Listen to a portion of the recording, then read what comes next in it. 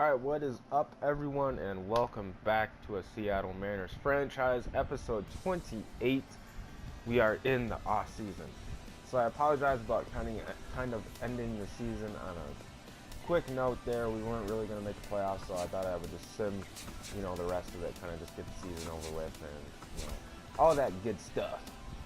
So anyway, I simmed ahead. As you can see in the last video, I really resigned really all my guys and we hit free agency. So like I was talking about, if someone has arbitration, just offer them arbitration. There's no point in signing them to a long-term deal.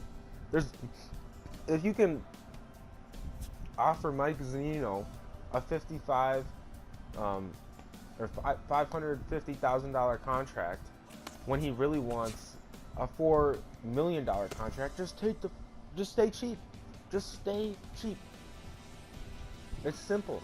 And like I said, if someone's contract renewable here, if they have that option, just go ahead and wait, because that will happen in February. But you have to offer them a contract to keep, their rights, to keep them basically on your roster until February. If you don't offer them a contract by, I think it's in November, by one of these stars, actually it's one of these. I think it's this one. They will be eligible for other teams. So just offer them just like a really bad contract.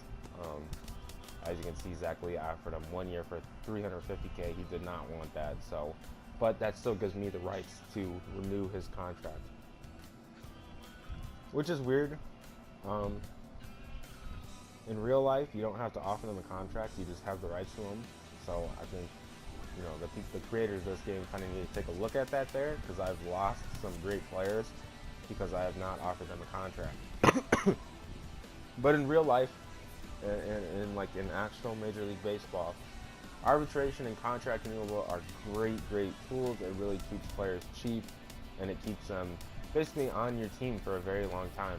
As you can see, Michael Wacha here is under team control for the next 3 years after this.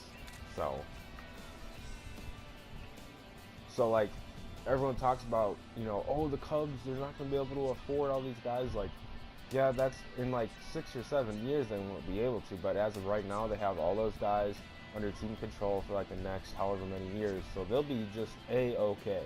And then they can sign those guys, they can sign Paxton 1 year and then leave, or they can sign Bryant 1 year and leave Russell for the next year, and like kind of just save their money that way.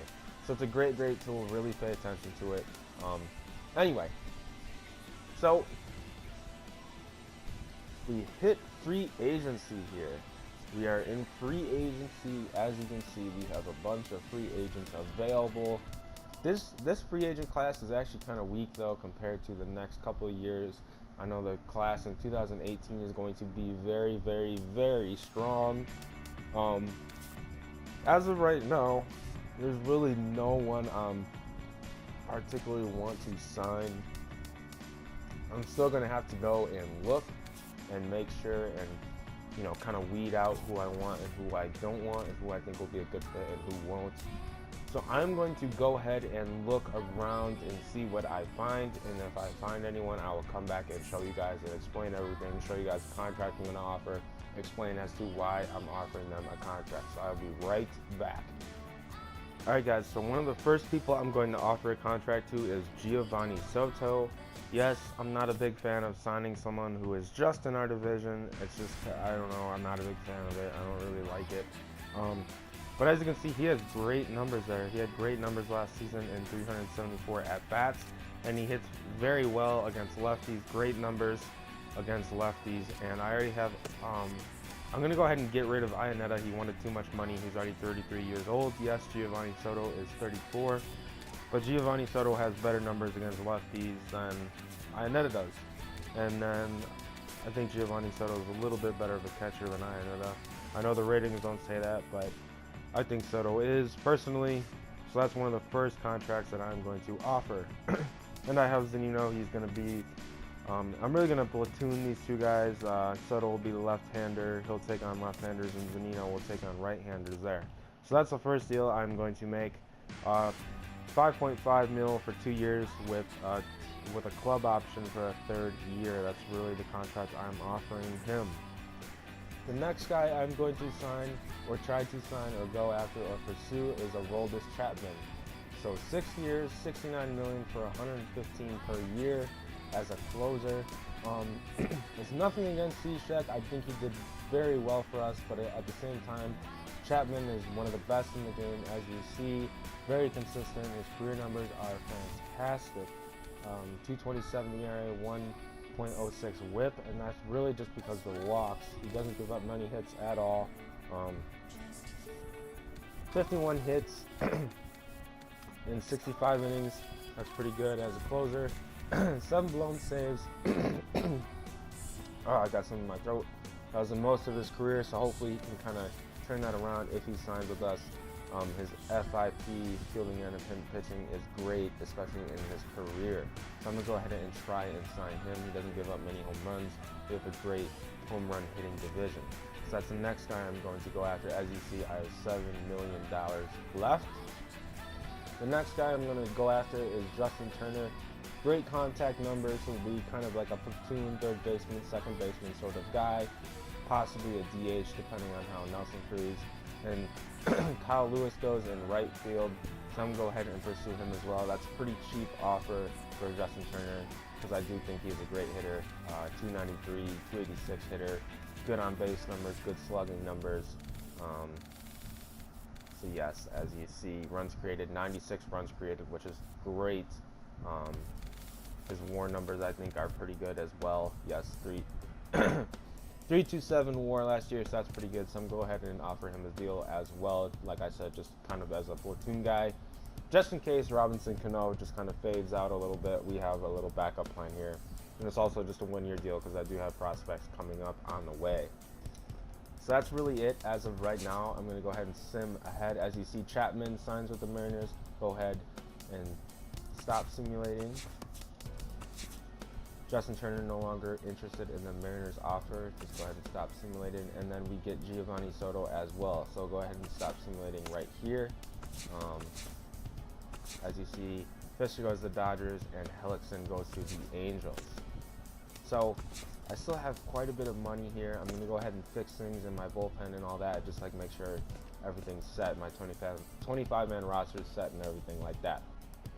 And then as well, guys, another thing, just go through each position and see if there are any undrafted, guys that went in the draft and obviously went undrafted that have a good potential and ratings and all that. As you see, I found 4 guys right here that went undrafted with good potential ratings, so I'm going to go ahead and offer them a contract as well with this guy and this guy, both 18 years old, already a 60 plus overall with the B potential, which is pretty good actually. So go ahead and check that out too as well when you're in your off-season mode.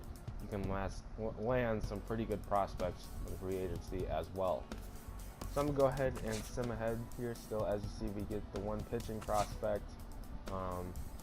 So we reach our maximum roster size and we cannot sign any more free agents. So I'm going to go ahead and try and get those prospects and just kind of release guys who I don't think are going to have too much value in our organization. So I'll be right back. Okay guys, so I'm back. I cleared up some roster room. 2 spots I tried to land. As you see, this guy, I offered him and I offered Bong as well. So I get the 2 undrafted free agents with high potential ratings and pretty decent ratings. They're both 18 and 21 years old. Jeff Bong is 18. Poe, whatever his name is 21. So hopefully they will turn out to be pretty good prospects in our organization. Let's go ahead and look at this transaction. Mark Melanson goes to the Giants. I'm going to go ahead and just sim ahead here still. You see, that's one of the guys I released. Toronto claimed him. So I'm going to go ahead and just set my 40-man roster here. So you guys don't have to worry too much about getting every single one of your prospects on the 40-man roster. Because the Rule 5 draft, if a team drafts a player, they have to be on their 25-man roster or else they go back. So obviously the guys with the lower overalls, they're not really going to draft. So don't freak out and try and get every single one of your prospects on the 40-man roster. It will be okay. I'm going to go ahead and fix this real quick. Okay guys, so I'm only really going to sim through this date. I already offered everyone arbitration. I'm going to go ahead and check and make sure that I did. So let's see here, Mariners unsigned. Joe Wheeland. Go ahead and offer him arbitration. Other than that, I'm pretty much set here. So this is really the last day that I'm going to look at free agents, because some of the guys who weren't offered arbitration, become free agency eligible. So I'm gonna go ahead and take a peek at some of these guys, see if I can find anyone. If I do, I will let you guys know, of course. So hold up just 1 second. So one of the last guys I'm going to offer is Marwin Gonzalez. He's a pretty good platoon player. He has some pretty good stats: 261 career hitter, 304 career on base, and then 385 slugging. Really just kind of a platoon guy, and a guy that, in case Robinson Cano just keeps continuing to go downhill, he will kind of maybe take over that second base spot depending on how the prospects are doing. Kind of signed him on a cheap deal. I'm actually going to change this deal really quick. I'm only going to offer him 2 years with a club option for $5 million, so $2.5 million per year. Not too expensive, like I said, just kind of like a platoon guy. So let's go ahead and see if I sign him here. And yes, we do get him, so I have to clear up room. I have to release one person real quick, so I'm going to do that. So I'm going to go ahead and sim ahead here, guys. If anything pops up, I will let you know. I will come back to you in February when all the arbitration deals are happening and the contract renewable deals are happening as well. So I will see you guys in February. Alright guys, I'm back. It is February. Let's check out these arbitration deals. Joe Leland gets $440,000. Zunino gets $2.5 million. Wow, that is a lot. LeBlanc gets $924,000. Go ahead and sim to this next day. Albuquerque, $750,000. Michael Waka, $4.9 million. Vincent, $1.7 mil. James Paxton, $2.2 mil. And Aoki, $1.2 mil. So let's get in. That should be it. Let's go ahead and get into these contract renewables. So guys, the really only contract renewable we have is Zach Leese. I'm gonna go ahead and renew his contract for $550,000 once again, staying cheap.